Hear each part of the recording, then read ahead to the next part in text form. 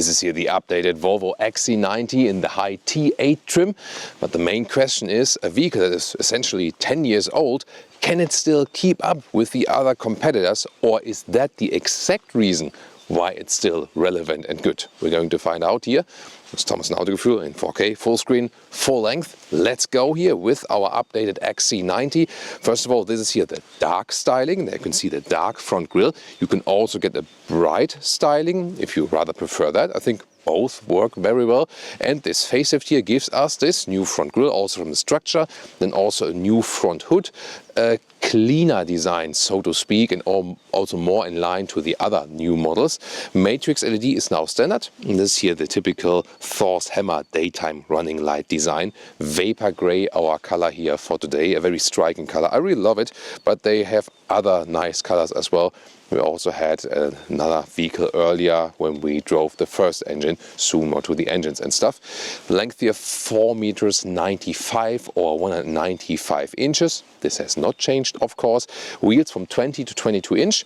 These here are 20-inch wheels in this combination, and here with winter tires, because we are today here in the Bavarian Alps with a beautiful landscape around us, and also very fitting to this vehicle, definitely. And the old school thing about this vehicle is, you can see it here in the side profile, we have these upright windows, a boxy styling, and I just love the styling. Yes, it's not the most aerodynamic. That's why the newer SUVs are, of course, in this more aerodynamic shape, or everyone goes for SUV coupe shape and so on. But this is a classic SUV styling. That's what I like about this vehicle. New upgraded tech here as well, because we have frequency adaptive dampening as standard. So that's the base suspension. So if you go for a low trim model, you will also feel the difference most in comparison to the predecessor, pre-facelift. Optional, also equipped with this vehicle here today, the adaptive air suspension. And last time we picked the base suspension to give you a report on that. Today then the higher trim vehicle with the air suspension, so you can also compare both vehicles. The rear typical here with the vertical shape, that's also pretty cool. So overall this, let's say, this exterior conservative design is to me something where I say, hey, yeah, it's an older core vehicle, and I do appreciate that, you know what I mean? And lower part, also clean design, no fake exhaust whatsoever. And the T8 here today, the plug-in hybrid version, 5.4 seconds in the acceleration figure. So this is then the quickest one, at least when it's properly charged. And talking about the charging, so the battery has not been upgraded. That's something I would have wished for with the facelift. So it's only around 15 kilowatt hours net usable size, and charging is AC 6.4 kilowatt only. That's of course really slow. It's more meant to be, hey, you use it together with the wall box at home, plug it in and so on. Interesting also that the all-wheel drive system here is different from the other models. So first of all, let me open this one. Oh, there it is. So with the T8, you have an electric all-wheel drive. So the electric motor sits at the rear axle, and that makes it an all-wheel drive. Even if the battery is kind of depleted, they always leave a small buffer that, for example, in situations where you really need the all-wheel drive, you're like stuck somewhere, you always have all-wheel drive available. It's just that it's getting the power then from the combustion engine. And talking about the combustion engine, we have it here in the front, and yeah, they always have this there it is. Funny opening mechanism right here. This one, this little bit weirdo opening mechanism, honestly. And they always use 2-liter 4-cylinders, petrol engines. Here also for the T8. And as I said, this one here, the quickest one with 5.4 seconds in the acceleration figure. Last time we had the B5, there's the B5 and the B6. These are now mild hybrid engines with 250 or 300 horsepower. B6 not available in all markets, for example, not on the German market. And later on, when we finish this review, you can also check out the other engine then in our other review. But yeah, very interesting here with the changes. Subtle, but they make sense. I think the only change that is missing with this facelift is really that the battery should have been upgraded here for the plug-in hybrid model. Now to the interior with the key fob, which is nothing special, honestly, so that could be better. But the door closing sound, it's really nice and solid, both front and also in the rear. Also the whole door feels really solid, and very important upgrades here also, because for 1,000 euro extra you can now get a dual insulation pack for the windows. And we can see it right here. So this is a very good option to bring down the noise level, and they also added some more dampening foam at some parts of the vehicle, also bringing down the noise level. And here, this option here, this €1,000 option, is also then for the rear windows, so it's on both sides, in front and rear. And this really performed already quite well in the B5 test we had recently. Nice here with the small snowflakes, right? Like a dreamy atmosphere. Then inside of the doors, nice leather red covering on the top part. Then we have the bright wood, the birch style. I love that, so beautiful. Optional Bowers & Wilkins sound system. This is a very costly option, but honestly, it's the best sound system I know on the market. With the Gothenburg Concert Hall setting, it's awesome, really. The only thing here, yeah, lower inside part of the door. I mean, it's not a fabric, but at least it's some structure, so it looks nice. It's not. We've seen way worse, you know, but maybe some fabric would have been cool here at the inside covering. This is the famous German Parkuhr, by the way. So if you do not use that while parking, when it's indicated, not everywhere, yeah, you directly go to German jail. Then here the leather red steering wheel, so also animal free. This is very good. Can applaud Volvo for that. Just one click here to the left side. You can deactivate the speed limit chime, for example. That's also cool. So real buttons here at the steering wheel. Then you also have this leatherette covering of the dashboard. Beautiful. How it feels, how it looks. Once again, the bright here, some fabric. So I love these details. And then seats. These are the optional weave seats. So it's a fabric seat in blue. And I think they look pretty cool. They feel really nice. Not everyone is a fan of fabric seat, but I can say they are cool looking, they are comfortable, and also they stay cool in summer and don't. So they do not get hot in summer and do not get so cold in winter times like now. And yeah, that's a pretty cool thing. But if you prefer something else, there's also a high-grade leatherette available. We had that last time. You can then wipe it clean easier if you rather prefer that styling. Different colors are available. Only optionally, they still offer animal skin, but in most configurations, this car will be animal free. And also the leatherette has like a bio-based share, so Volvo really going forward in that direction. Can only applaud them for that. Here with 189, 6'2", still have some headroom left, although this is the one also with the panoramic roof. And this is still one you can actually really open, and we rarely have that these days. Besides that, we also have a nice microfiber headliner here in this vehicle. That's also cool. So the interior details in this vehicle, I can just say, are fantastic. You can also apply a real shade here when it's like a really, really sunny day.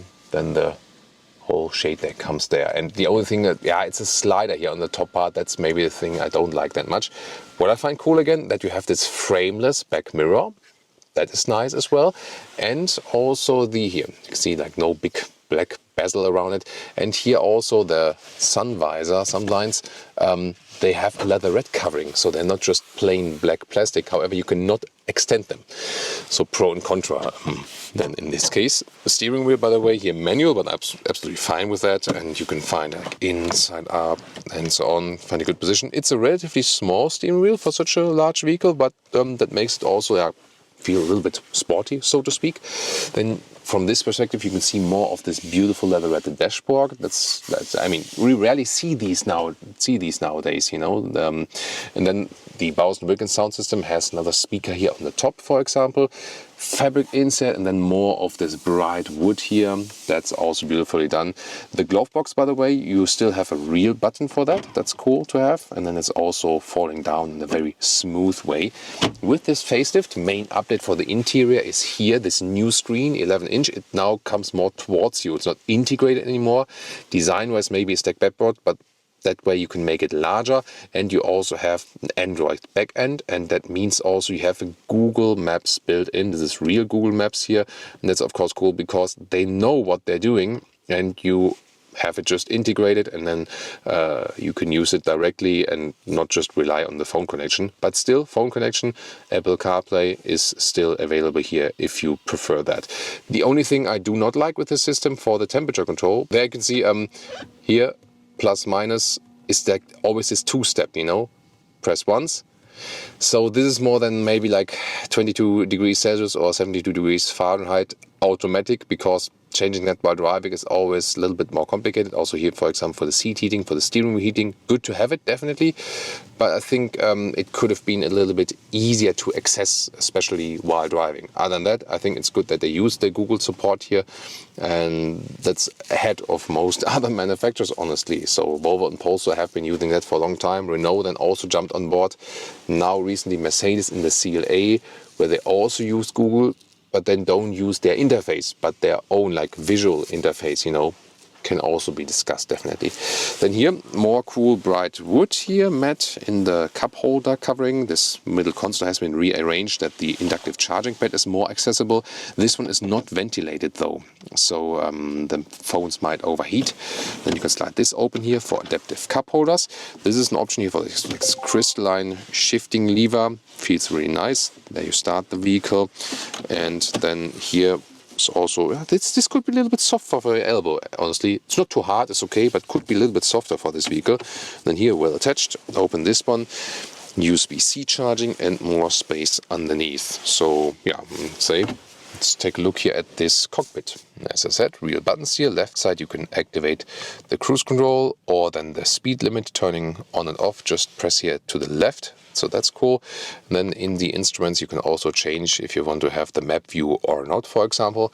And we also have a head-up display. Rear seats, first of all, inside of the door, once again with a nice leather red covering. Then you have these manual shades here. It's also cool. Bright wood, so beautiful. Same at the rear door. Also the lower part, I mean, yes, it's not a fabric covering, but it's this leather red covering, so you don't have like just hard black plastic. So that's actually pretty fancy. And I can just stress again that these fabric seats here, again, not everyone likes fabric seats, and some say it's not like premium or something, but I can't confirm that because they look cool and they are actually more comfortable than all the other seating choices, you know.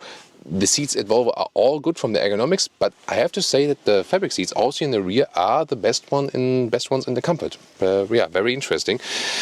The only thing you feel here, I mean, is enough legroom here also. When I'm driving as a tall person, no problem. But for the length of the vehicle, you can see that the stress of the length is in the trunk and that it is also offering the 7-seater.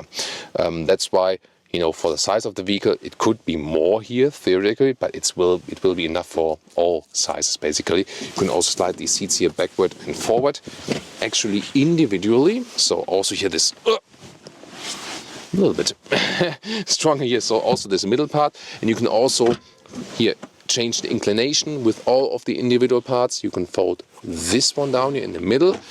Yeah, this is a little bit strange part, honestly, so maybe there could be a better solution for that one here, and sometimes it will not close. So that's, together with the engine hood opening, my least favorite part about this vehicle.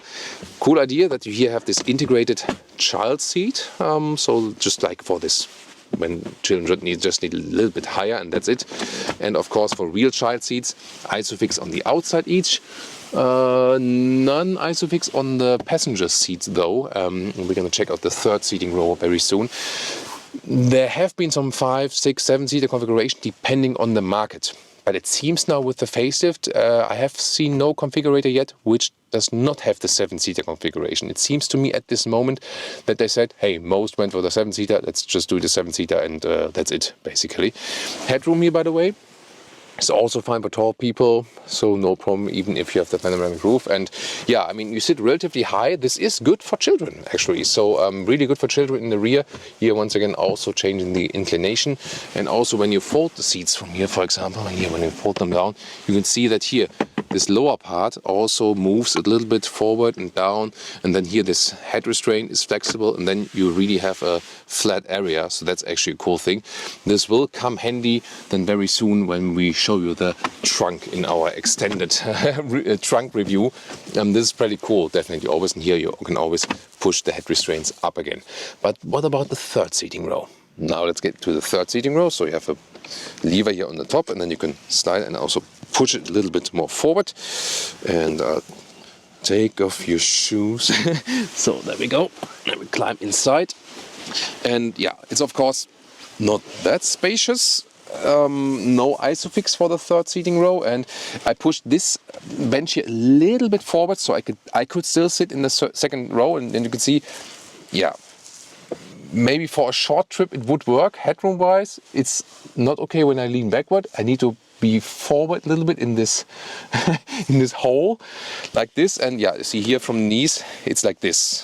So it would work for not the tallest adults for shorter waist, but it's more again the thing of children are not that tall yet, but they're also not that small that they would need a real child seat, you know, so something in between, but at least you have the flexibility. Trunk or boot is 640 liters if you have the 5-seater setup. So I'm going to show that to you. Electric hatch here, really large opening. This easily fits, of course, also in the 3rd row. So this is the space you have then. This, by the way, the bag for the charging cable. So there we go. And then the length here behind the 3rd row. This is here 24 inches or 60 centimeters. And the width, this here, 1 meter or 40 inches. And you can see here, it's actually wider than that.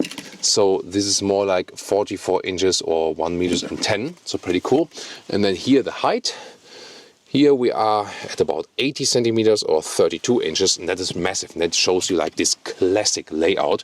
And then here, it's cool that the head restraint folds. Fold this one down like this. Then we have the 5-seater setup, already a lot of space. And the length here then is 53 inches or 1 meter 35. That's already quite cool. And then of course we can fold these here. No remote lock from here whatsoever. So let me fold this one down. Oh wait. There we go. Individual like this. And this, now we have the full setup.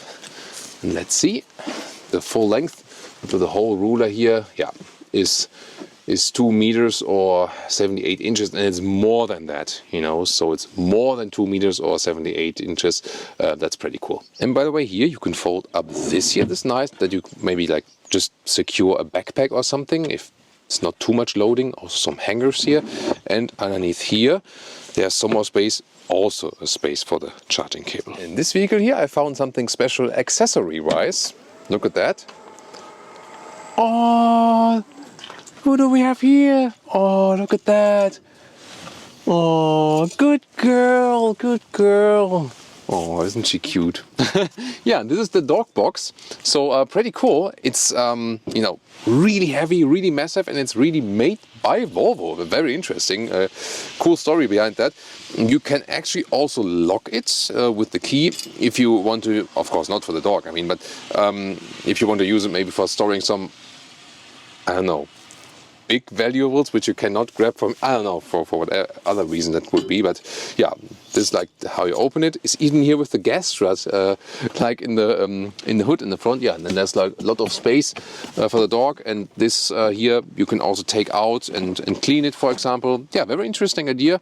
And this here, that like the split, yeah, the other half would then be for luggage. And then you also have this securing here.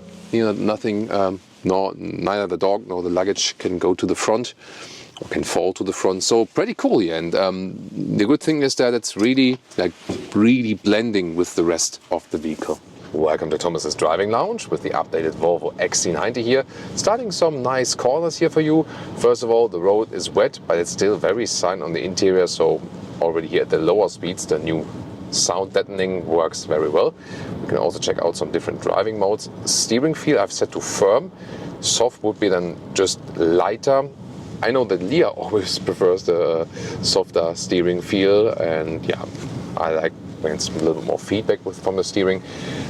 It's okay, but it doesn't feel most natural, so you don't have the best connection like driver, car and road with that steering feel, because it still, even in the firm setting, it's more like thin air. It feels a little bit disconnected, but it doesn't have a dead zone area. So it's not the worst definitely, but it doesn't convey a sporty driving feeling. And I can already tell you here from the first winding corners, this is something where they are not on par with the German manufacturers.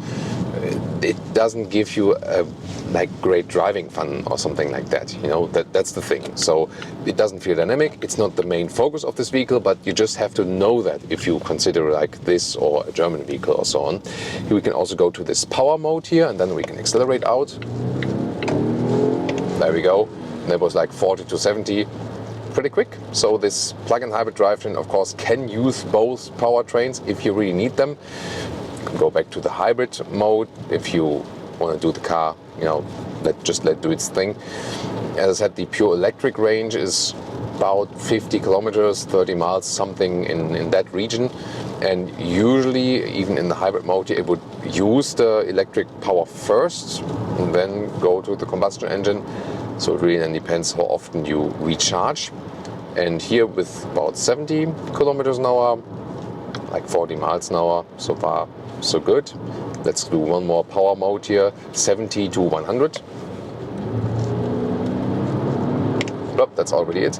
And so really quick, good response. There, of course, the T8 plug-in hybrid here has just so much more power than the B5 or B6 engine, especially than the B5 engine. So more spontaneous, instant acceleration, and you maybe also noticed that here on camera, even when looking at the speed.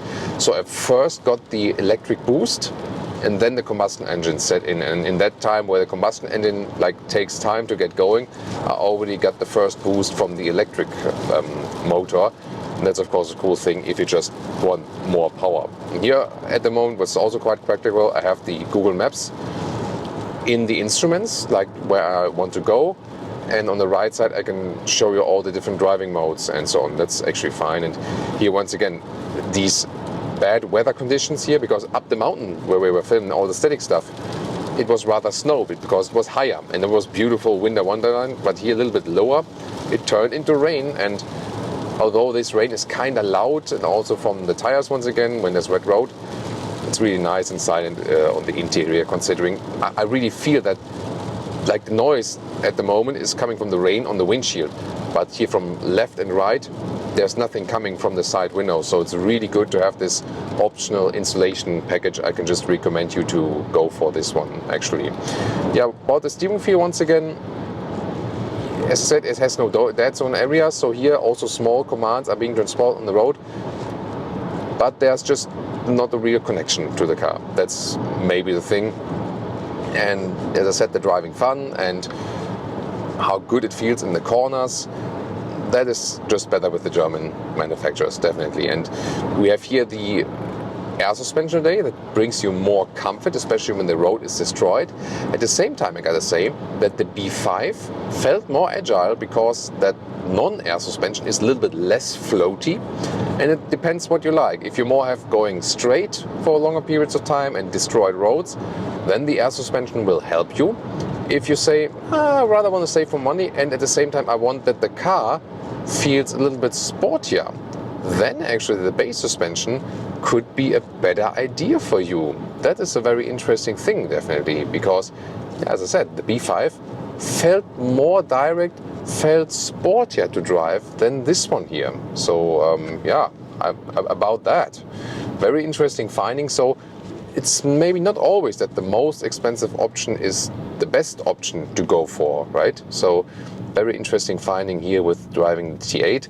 Of course, when you are in this electric mode, what is fitting to this vehicle, because it is so not really set on the sporty note, silent, luxurious, comfortable ride here also with the air suspension. And then when you have the T8, then you have you have the electric range, and then all is silent, all is good, you can relax, and here it's really silent and calms you down.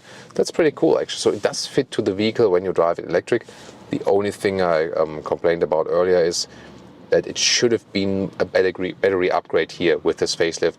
Yeah, there was this upgrade like a couple of years ago, but I think here together with the facelift would have been cool, definitely. So my driving modes, you can also pick pure, for example, for the pure EV driving, or off-road in that case. Then there's always the e-motor running together with the combustion engine, for example. You can also charge the battery while driving, but that's of course not efficient at all. And you have here the creep mode, so I can also deactivate it, and then the car is coming to a stop, like with the one pedal driving. It's interesting that you can actually change that here, right? So here now, I'm sliding on the throttle, car is stopping again. Creep mode on, and I'm on the throttle, then the car is rolling forward until I stop it with the brake. So similar, you can change it, because we could test it, when we're standing at the traffic light. So similar from the settings you can do with an electric vehicle here, for example. That's and it's super light in this interior. It's a good traveling feeling because you have so many so much glass around you that when you're traveling and see some nice Bavarian landscape here, then you can also really enjoy that just from that visual perspective. So when you ask me, comparison pre-facelift, now the facelift version, biggest difference is this insulation pack. When you get that it just brings more calmness to the interior. That's the main thing. And then the other main thing is rather really when you go for the B5, that you have more power there. You have the mild hybrid, for example, which has been upgraded there in the B5. That is a bigger change then, because the mild hybrid engines now have more power. And of course, when you think about, not necessarily the T8 again, because it hasn't changed that much, and also not about the air suspension, because it's also unchanged. Really, if you think about the base configuration with the new standard suspension, that one then improved in comparison to the pre-facelift standard suspension.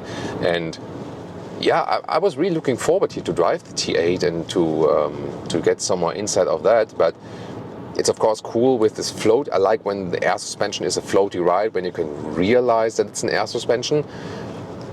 But I have to say that the base suspension did ride astonishingly well, at least when I tested it last time. So that really leaves the question is, do you need that extra stuff, T8 here, the plug-in hybrid drivetrain, I really enjoy driving this one here all electric, because these 2-liter 4-cylinders, as soon as they go, hop on, as soon as they're really on, then they don't sound best, they don't have the most power, they're not the most efficient ones. So driving it all electric is nice and fun, definitely. But it's more definitely a taxation thing when you can have just lower monthly costs with this plug-in hybrid.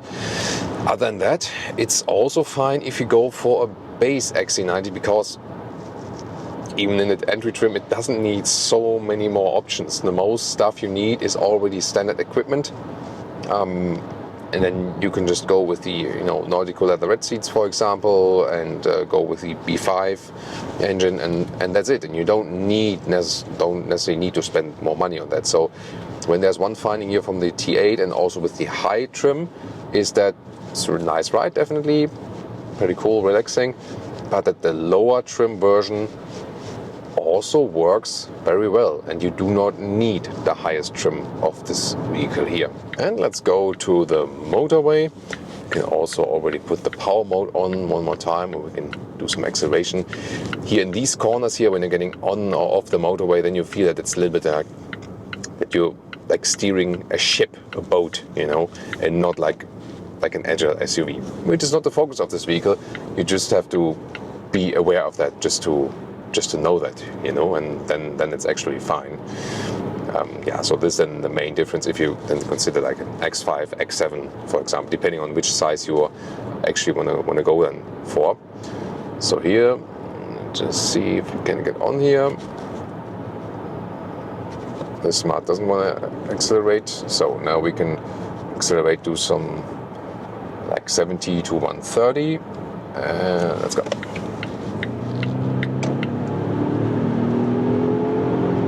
That was 70 to 120 because that guy in front of us will not accelerate. There we go. Always keep enough distance. Well, I think it's still fine, as long as you have enough e-power left, then it's actually totally fine.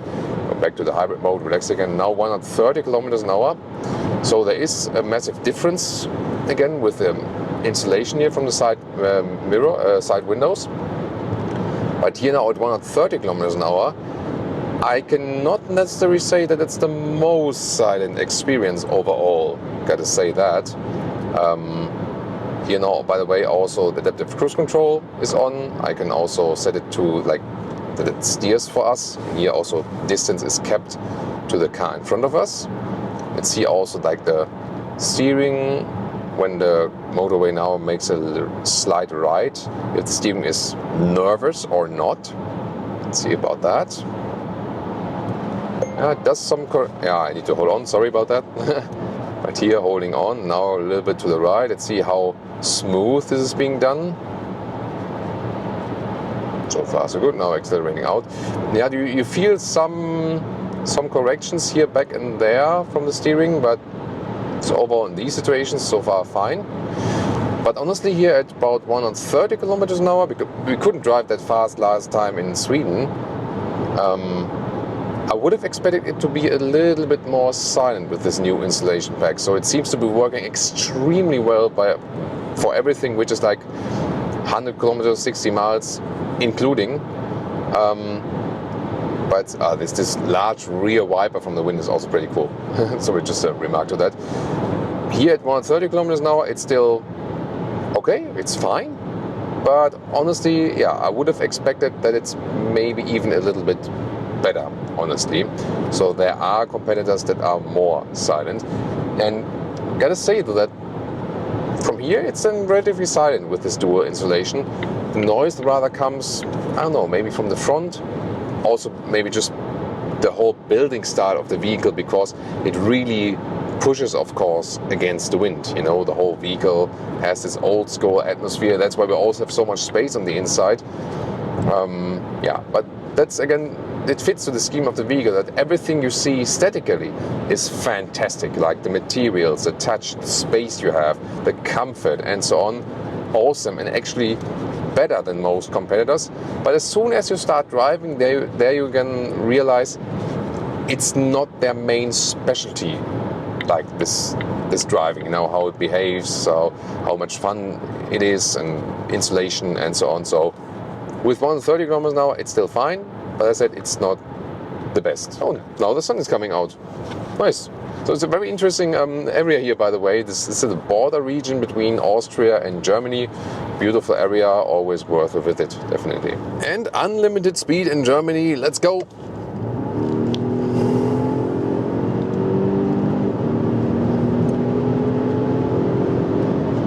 160 and 170, almost 180. That's enough for now. Yeah, you feel that like suspension and steering wise, it's not the most ideal things to feel safe when really high speeds actually, but yeah, I mean, noise insulation wise, it's now fine again, I feel. So there's not much difference when we're driving really, really fast. So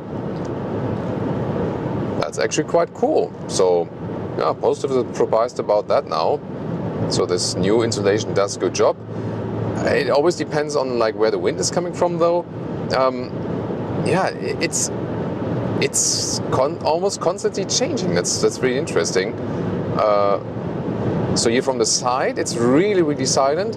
It's just really from the front, you know, like now, like when the car is pushing a lot of wind away in the front, like a lot of air away. Now it gets really loud, like 170, but that's still fine, you know. I don't know, it's kind of like sometimes inconsistent. It almost feels like it matters a lot in which direction of the wind you are driving with this vehicle because of this typical building form. Yeah, so but definitely this new noise insulation pack brought a lot. And then of course it depends on the speed and also obviously in which direction you are driving, of how you conceive it then here on the interior. And talking about the all-wheel drive, now really winterly conditions, hardly can see a thing here. Drove up the mountain even higher, and just to see a difference here when I'm, for example, in a normal driving mode, the hybrid mode here with the T8, and then I'm like too hard on the throttle, I feel like ESC is working and more from the front. But when I'm putting the all-wheel drive mode, although the battery is depleted here at the moment and I hit the throttle, ESC also working, but I get going better. You know, I feel that the car is working in the rear. You know, I could also put it a little bit, you know, a little bit around and so on. You know, I would have to deactivate the ESC for that. There's another XC90. So you feel that although the battery is officially depleted, I still have the all-wheel drive available. As for the consumption with the mild hybrid last time, with the B5, we had some 9 liters on 1 kilometers, 26 mpg US, 31 mpg UK. And the thing is that it was like a good consumption figure, not too high speeds. If you go more high-speed Autobahn in Germany, this will be a worse figure. As for the T8, the plug-in hybrid, is of course always tricky to say about, what's the real consumption, because it depends, like how often do you recharge, and do you mainly drive electric? What's the share? If the battery is completely empty, it will be similar to the B5. Only that you hear, let's say you drive down the mountain, then you have more capacity to, gain back some energy than with the mild hybrid only. So in this case, it will be better. But if you go long-term high-speed motorway with empty battery, this will be rather maybe a little bit worse. So something that area with the plug-in hybrid, you can always say it depends. Pricing-wise, very interesting. In Europe, Germany, for example, prices go from about 80,000 to 100,000 euros. This very spec here, 103,000 euros with all the bells and the whistles. But there's not much difference between the base and the high trim version. That's a good thing, actually. And last time we had the B5, which is more closer to the 80,000 euro thing. The US dollar prices are more or less like, if you look at this one here, minus 20,000, so you can get this one for about like 80-something thousand dollars with the high spec. And the thing is that, especially now with the facelift, the entry-level model works better because of this new update suspension. Then this insulation pack, this optional one, maybe an option you should get, because that really helps to bring down the noise volume and so on. So I think it also works in the base trim very well, even from the interior and so on.